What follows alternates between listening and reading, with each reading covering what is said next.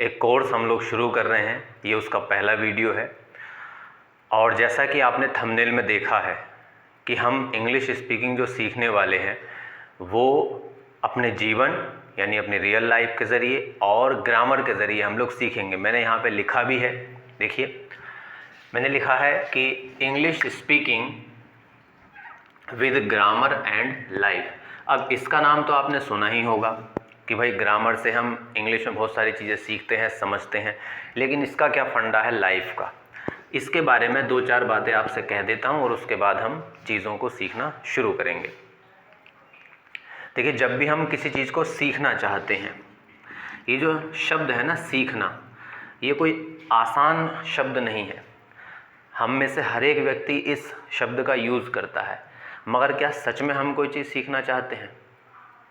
अगर आपका जवाब है हाँ, तो फिर आपको कोई नहीं रोक सकता। मैं क्या, दुनिया की कोई ताकत आपको नहीं रोक सकती।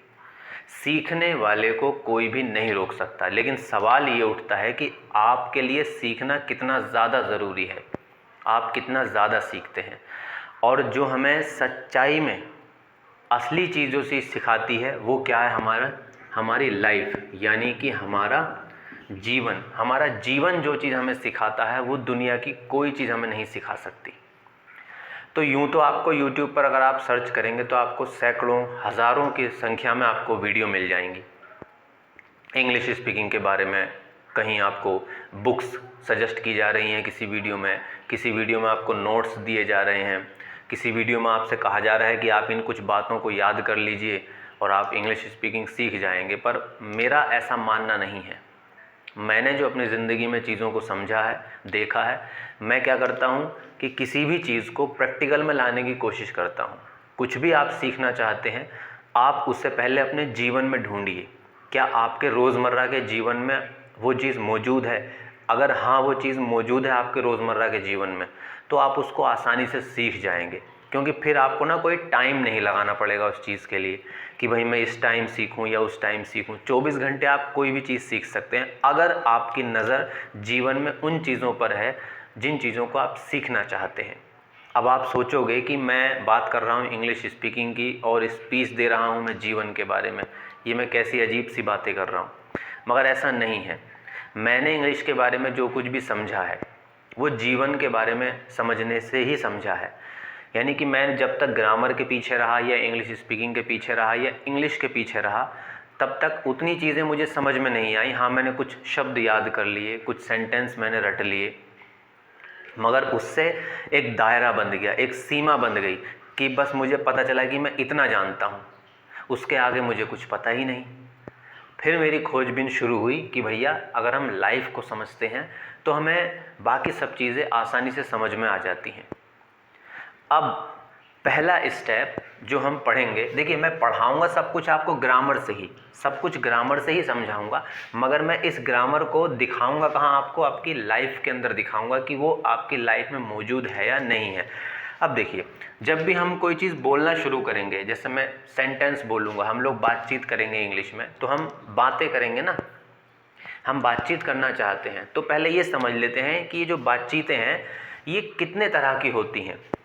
तो देखिए, जो हम बातें करते हैं अपनी रियल लाइफ में, मैं उनको देखता हूँ कि वो 4 तरह से आती हैं। कैसे आती हैं? 4 तरह से आती हैं।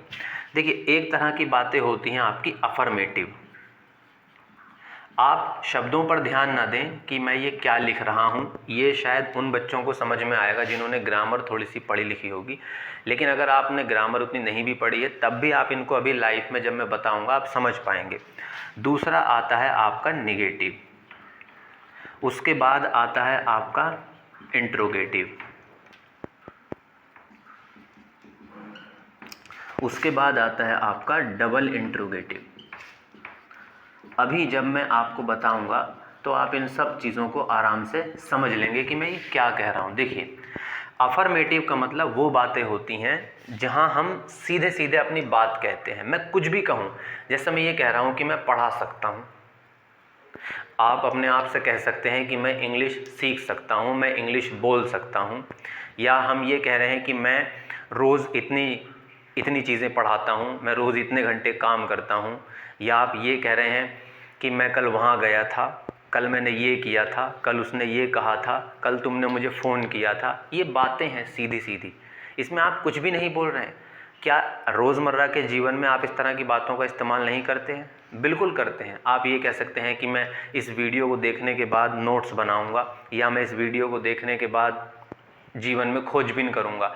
तो वो जो बातें हैं जिनको हम सीधे सीधे कह देते हैं, सीधे सीधे कही जाने वाली जो बातें हैं वो किसके अंदर आती हैं? अफर्मेटिव के अंदर आती हैं। तो अब आपको सोचना है, आपको विचार करना है कि वो किस तरह की बातें 24 घंटे में आप बोल रहे हैं, जो किसके अंदर आती हैं? अफर्मेटिव के अंदर आती हैं। अब बात करते हैं निगेटिव के अंदर। तो निगेटिव के अंदर जो बातें आती हैं वो नकारात्मक, जैसा कि नाम से ही पता चल रहा है, आप जिन बातों के लिए मना करते हैं। आप किसी से कहते हैं कि मैं आपको परेशान नहीं करता हूँ, या तुम मेरी बात नहीं सुनते हो, आजकल तुम यहाँ नहीं आते हो, या तुमने मुझे वो बात क्यों नहीं बताई थी, देखो मैं ऐसा नहीं कर सकता, ठीक, तुम वहाँ नहीं जाओगे, तुम मेरी बात नहीं सुनोगे। यहाँ हम क्या कर रहे हैं? हम ऐसी बातें बोल रहे हैं जो कैसी हैं? निगेटिव हैं। मतलब मना कर रहे हैं हम किसी चीज़ को, किसी काम को, तो वो किसके अंदर आ गई? आपकी निगेटिव बातें हो गई। फिर तीसरी आती है इंट्रोगेटिव। ऐसी बातें जहाँ आप कन्फर्मेशन लेते हैं, जहाँ आपका जो सवाल है जो आप सामने वाले से पूछते हैं उसके जवाब में वो हाँ या ना कहे तो आपका काम चल सकता है। जैसे मैं आपसे पूछ सकता हूँ कि क्या आप मेरी वीडियो देख रहे हैं, तो इसके जवाब में आप क्या कहेंगे? हाँ कहेंगे या ना कहेंगे? ये कन्फर्मेशन है कि भाई ऐसा है या फिर ऐसा नहीं है। या मैंने आपसे कहा कि क्या आप सुबह जल्दी उठते हैं, तो इसके जवाब में क्या कहेंगे? हाँ मैं जल्दी उठता हूँ। या फिर आप बोलेंगे मैंने जल्दी नहीं उठता हूँ, या तो आप कहेंगे हाँ या आप कहेंगे ना। तो दो ही तरह से आप इसका जवाब दे सकते हैं, हाँ और ना में। तो इस तरह की जो चीज़ें हैं जिनमें हम सिर्फ कन्फर्मेशन ले रहे हैं, सिर्फ इन्फॉर्मेशन ले रहे हैं, जानकारी कि भैया ऐसा है या फिर ऐसा नहीं है, तो वो जो बातें होती हैं वो किसके अंदर आती हैं? आपकी इंट्रोगेटिव के अंदर। फिर मैंने लिखा है देखो डबल इंट्रोगेटिव। डबल इंट्रोगेटिव में आप क्या कर रहे हैं? अब आप सवाल पूछते हैं। जैसे मैंने आपसे पूछा है कि भाई क्या आप सुबह जल्दी उठते हैं, तो आपने कहा हाँ मैं जल्दी उठता हूँ, ठीक। तो फिर मैं आपसे पूछूंगा कि आप सुबह जल्दी क्यों उठते हैं, या आप मना करेंगे कि मैं सुबह जल्दी नहीं उठता, तो भी मैं आपसे पूछूंगा कि भाई आप सुबह जल्दी क्यों नहीं उठते। यहाँ मैं क्वेश्चन कर रहा हूँ। तो जब आप सवाल पूछेंगे किसी से, चाहे आप किस भी तरह का सवाल पूछें, कैसा भी सवाल पूछें, कुछ भी पूछें, क्या हम रियल लाइफ में सवाल नहीं पूछते? सुबह से शाम तक हम कितने सवाल पूछते हैं? ये जो मैंने 4 बातें यहाँ लिखी हैं ना, सुबह से शाम तक हम बोल रहे हैं। मैं क्या कर रहा हूँ अपनी ट्रेनिंग के ज़रिए कि आपका जो ध्यान है ना उसको एक जगह लाने की कोशिश कर रहा हूँ, फोकस करने की कोशिश कर रहा हूँ, ताकि आप अपनी रियल लाइफ में देखें। अब देखिए होगा क्या, एक तरीका वो है कि मैं अफर्मेटिव के 4 सेंटेंस आपको रटा दूँ, 5वां आपको पता ही नहीं, 5वां आप खोज ही नहीं पा रहे हैं, आप ही नहीं खोज पा रहे हैं। अब मैं 4 सेंटेंस बता दूंगा, 10 बता दूंगा, 100 बता दूंगा, 1000 बता दूंगा, मगर जीवन में 1000 सेंटेंस होते हैं क्या? बहुत सारे होते हैं। तो मेरी कोशिश ये है कि आपकी नज़र उस तरफ चली जाए जहां आप इस तरह की बातों को खुद ढूंढ पाएँ। मेरा काम बस आपको थोड़ा सा सहारा देना है। नेगेटिव आप खुद बातें ढूंढ पाएँ, इंट्रोगेटिव ढूंढ पाएँ, आप डबल इंट्रोगेटिव ढूंढ पाएँ। आज की इस वीडियो में मैं आपसे बस इतना ही कहना चाहता हूँ कि भैया अपने जीवन में आप ज़रा इन पर नज़र तो रखिए कि क्या सुबह से शाम तक आप ये बातें बोल रहे हैं या फिर नहीं बोल रहे हैं। फिर हम देखेंगे कि आप इंग्लिश बोल पाएंगे या नहीं बोल पाएंगे।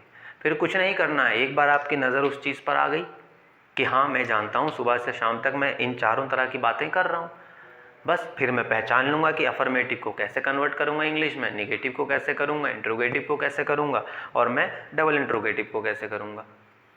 इतनी सी बात आपको समझनी है, यानी कुल फोकस आपको रियल लाइफ में रखना है। जो भी आप इंग्लिश में बोलना चाहते हैं उसको पहले आपको सोचना पड़ेगा, हिंदी में सोचना पड़ेगा। हमारा माइंड वैसे ही काम करता है। अभी मैं बोल रहा हूँ तो ये मैंने याद थोड़ी किया है मैं कहाँ से बोल रहा हूँ, मैं सोच रहा हूँ और बोल रहा हूँ। हम अपनी रियल लाइफ में जो बातें करते हैं वो कहीं से याद थोड़ी की हैं हमने, वो हम कुछ सोचते हैं, दिमाग में कुछ चलता है और हम शब्दों के ज़रिए उस बात को कहते हैं।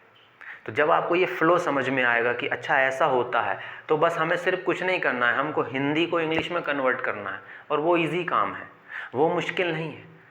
मुश्किल ये है कि अगर हम इंग्लिश में बोलना चाहते हैं लेकिन हमें ये नहीं पता कि हम हिंदी में कैसे बोलते हैं।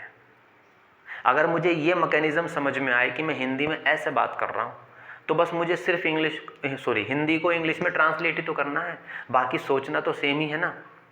भाई मैं पानी सोचता हूँ तो मैं मांगता हूँ कि क्या आप मुझे पानी देंगे। इसी बात को अगर मैं सोचूं, बस मुझे अपने शब्दों को इंग्लिश में कन्वर्ट करने की ज़रूरत है, अब मैं इंग्लिश बोल सकता हूँ।